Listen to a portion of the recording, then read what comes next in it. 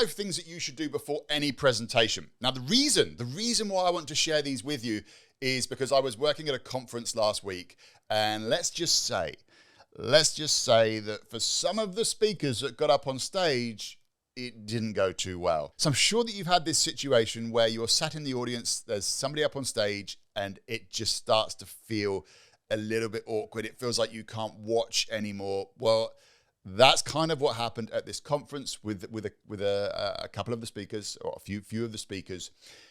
And it comes down to just a few things that, had they done these checks before they got up on stage, it would have avoided this awkwardness happening for them. One of the speakers up on stage, it actually got to a point where he didn't know what to do. He was in front of about 300 people, and he was completely lost, had no idea what to do on stage. I'm finding it hard to talk about it because I've been in that situation myself where I've been on stage and it's just not working out well for me. So I'm going to share these 5 things. These 5 things, do these before any presentation, and it should avoid you ever finding yourself in that situation, because nobody wants to feel like that in front of a room full of people. Public speaking's scary enough without then things going wrong for you when you're on stage. So these tips are in no particular order. I'm just spouting them out as they are written down on the piece of paper here in front of me. The first one, though, is lighting. Check your lighting before you get up on stage. There's 2 reasons for doing this. So the first reason is it stops you being shocked when you suddenly walk on stage. Now, this is what happened at the conference. The gentleman, he walked up on stage, and as he went to look at the audience, he had these lights suddenly shining in his eyes, which he wasn't expecting, and he ended up doing this and saying, "Oh, it's a bit bright up here." That was his opening line, was about how bright it was. That's not a good way to start a presentation. You definitely don't want to be doing that. So by just spending a few moments just going up onto the stage before you give your presentation and asking the AV team if this is the lighting that's going to be used when you're on stage, 1, it's going to stop you being shocked by the sudden amount of light in your eyes, and 2, if it is a bit too bright for you, because the last thing that you want to do is spend your whole presentation squinting like you're a mole or something, it's going to allow you to ask the AV team if they can turn the lights down or adjust the lights so that you feel more comfortable on stage. Now, on the flip side of the coin here with the lighting is, as a presenter, as an entertainer, as a speaker, you want to be seen on the stage. And in order for that to happen, you need to be lit up. So it's going to allow you to also identify any areas on the stage that could be in the darkness, so that you can make sure that you avoid those spots and make sure that you are always in the light. Second thing you want to be doing is checking your sound. Obviously, you're presenting. People need to be able to hear you. You want to check that people can hear you and that your sound isn't going to be weird. You want to check whereabouts in the room you're going to get feedback. Now, when you're giving a presentation and you're at a conference, there's normally 3 microphones that you're going to come up against. 1 is a lectern microphone, where you have a lectern in front of you. You will have seen these before, got a little flexible neck and a tiny little microphone on the end. If that's the type of microphone that you're using, not my favorite because it keeps me in one place. I like to move around the stage when I'm presenting. But if you are going to speak from the lectern, you want to go and check it out. Check how close you can get to it before your voice starts getting distorted. How far away you can be with a lectern microphone.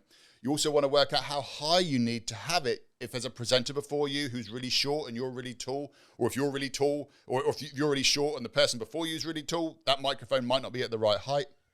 You want to know exactly how high you want to have that microphone so that when you walk up, you can instantly adjust it to the right height and start your presentation. Second type of microphone that you will often come in contact with is the lapel microphone. Let me find one. Okay, so this is the lapel microphone. What will happen is this will be clipped onto either your shirt, your tie, or onto the collar of your dress. It'll be positioned somewhere near your head. Now, the thing with these microphones are great because what they do is they free up your hands so that you can gesture and you can move around. You're not fixed to one place on the stage. You can move over here. You can move over there. These are fantastic. I mean, this is a microphone that I will normally use, either that or I'll have a headset. The only thing with these ones is these quite often will get feedback. So feedback is that high-pitched squealing sound. It sounds a bit like a whale mating call. That's the last thing that you want to do when you're up on stage. So you want to just put this on, you want to walk around the stage. You want to, if you're a presenter who leaves the stage and walks around the room, you want to check the room. You want to see if there are any places whereabouts you've got some potential problem spots in the room when using a lapel. One more thing with the lapel is, depending upon whereabouts it is, so I always wear a 3-piece suit when I'm presenting on stage. There is a chance that when I put this on, if I put it onto the waistcoat part of my suit, if I don't get it quite right, the main suit can end up rubbing it. And that noise will come through on the microphone. So you want to check these things out before you get on stage. This is one of the things that happened at the conference last week.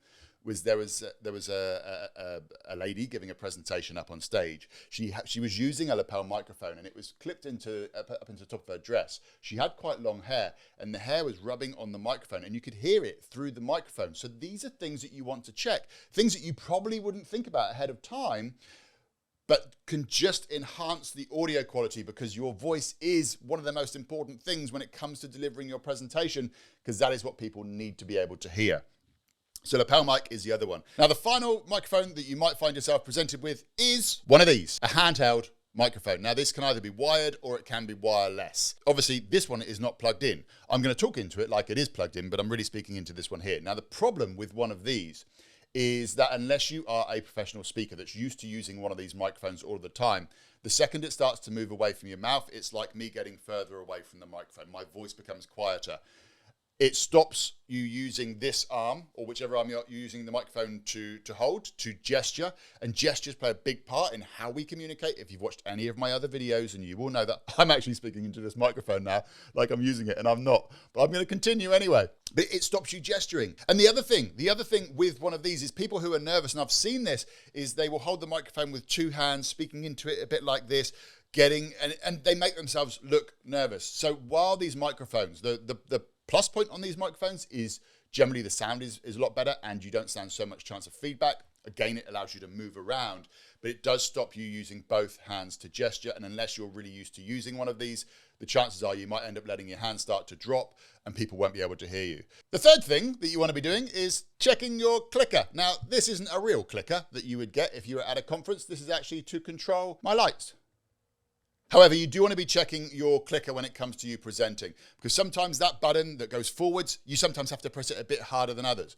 Sometimes you might need to point it in a certain direction. Now, look, if you're working a big conference, chances are they've got some spandangly piece of equipment where it doesn't matter if you stick it in your armpit and fire it, it will still work. But these are things that you want to know ahead of time. At the conference that I was working at last week, there was a gentleman, got up on stage, he pressed the button, didn't work. Pressed it again, didn't work. Pressed it again, didn't work. The problem was he didn't realize that there was a slight delay in how when he pressed the button and when it made the slide go forwards, and all of a sudden 3 slides suddenly shot forwards. He didn't understand the back button, and it just got really weird because he was trying to talk to the slide that was 3 ahead, and then he was trying to get back, and he ended up in a dialogue with him and the clicker. So just spend 30 seconds, just understand the clicker. First of all, know whereabouts it's going to be on stage. Is it going to be on the lectern? Is there a little table? Because also, you don't want to be searching for the clicker when you get up on stage. And then, how hard do you need to press the button? Do you need to point it in a certain direction? But these are all things that you want to check. So check the clicker. Numero 4, when it comes to my little tips that you want to do before you get up on stage, is to make sure that you have got some water placed up onto the stage. When we get nervous, it dries out our throats.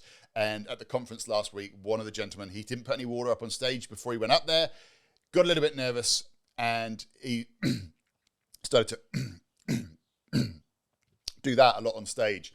By just having that water, it allows you to just wet your throat as you're getting nervous and your throat starts to dry out. It's just make sure that you might not even use the water, but just make sure that it's there. Now, another really cool thing, I'm going to get a little bit of a secret here. When I very first got into presenting, I was always worried that I would lose the point where I was at in my presentation. And so wherever the water was, I would then also have a little sheet down on the table. It's like a little prompt sheet. So if I got lost, I could go over, and as I was drinking the water, I may not have needed to drink the water, but I was using it as an excuse to look down at my prompt sheet to remind me whereabouts I was in my presentation. The fifth and the final thing is to just get familiar with the stage. I'm sure that you've had the experience in the past where you've been at a friend's house and you're making a drink and you open up every single cupboard trying to find the glasses. Well, it's a bit like that when we're presenting on stage. We want to be familiar with the stage so that we know whereabouts everything is. Like I've already said, understand whereabouts the clicker is. Is there any screens down below that's going to show you whereabouts your slides are? Is there a point on the stage where maybe part of the room can't see you? Are there some pillars in the room? Quite often, I've gone into a performance area and I know that if I stay in one place on the stage, there's part of the room that isn't going to see me, so I'll need to move around to make sure that I can engage with everybody. But just become familiar with your environment, familiar with the stage, the steps going up and down, How are you going to walk on? How are you going to create that good first impression? So just spend a few minutes just getting familiar with your performance area, with your stage. So I've covered 5 things in this video, 5 things that if you do them before a presentation, it should avoid you ending up in one of those situations where you can be stood on stage feeling really awkward because something isn't going right. Now, this isn't a complete checklist of everything that you need to do to walk up on stage. These are 5 things that I noticed from the conference last week. If I was to make a video about everything that I do before I go up on stage, it would be probably about an hour long, me explaining the whole process that I go through. But just these 5 things. These 5 things are going to have a huge impact. They're going to make you feel more confident before you walk up on stage. So I hope that you enjoy them, and I'll see you in the next video. Cheerio.